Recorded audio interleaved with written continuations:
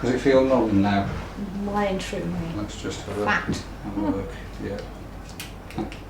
It feels like it fat lip, but it doesn't look like one. No. Okay. So these outer parts are the main event, and then I'll build a cupid's bow there. Right. Okay. Let's give it a clean first.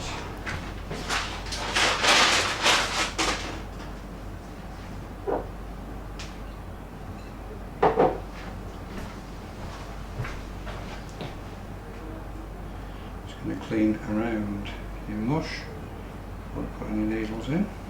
There we go.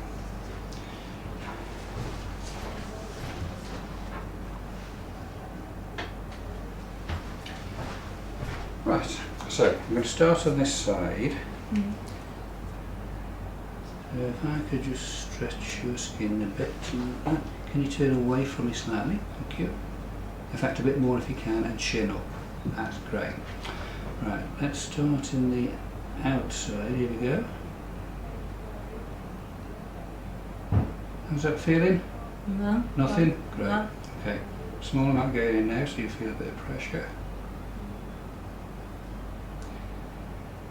And I can see the outer lip filling up as we draw the needle out. It always looks lumpy at first until we smooth it out. Okay, that's the first part. I'm going to move on to the next bit. Yep.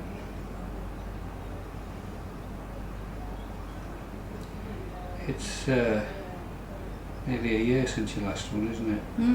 So all the product has gone. When I was feeling your lip earlier on, there was nothing left of the previous product. Straighten up for me, which is how it should be, because we only use across the middle. We don't use permanent fillers.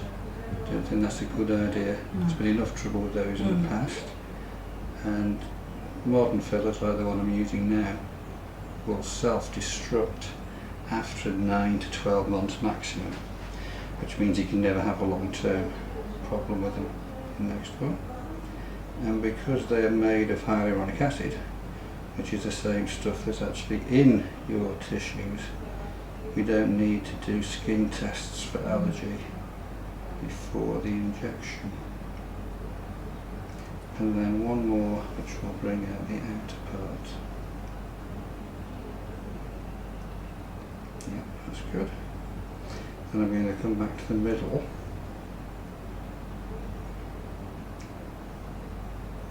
And do the cupid's bow. Here we go, that's the first bit. Just have a feel for it. That's not too lumpy at all, before I smooth it down. Now for the centre, there's going to be two vertical ones. We'll put the cupid's bow back. So here we go, first one.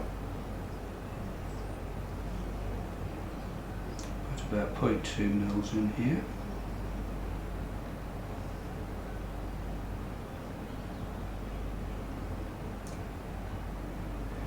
And the next one, same thing.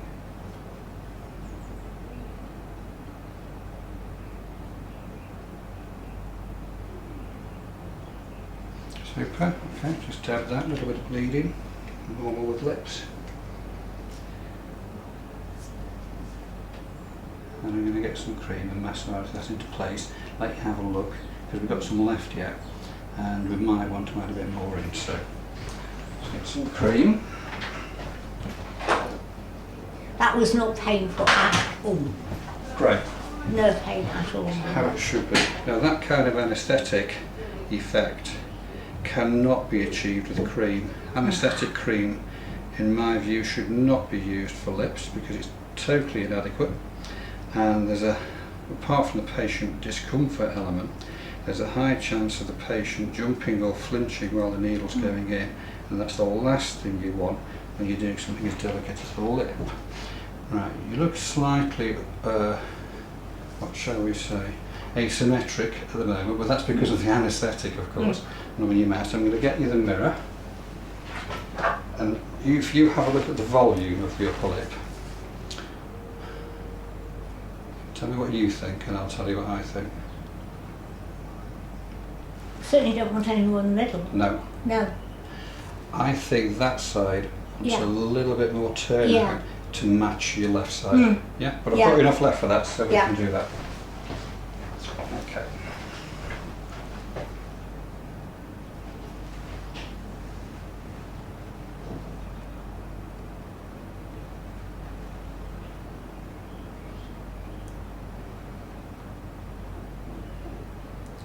Okay, about 0.1 mil going in there, right to the edge.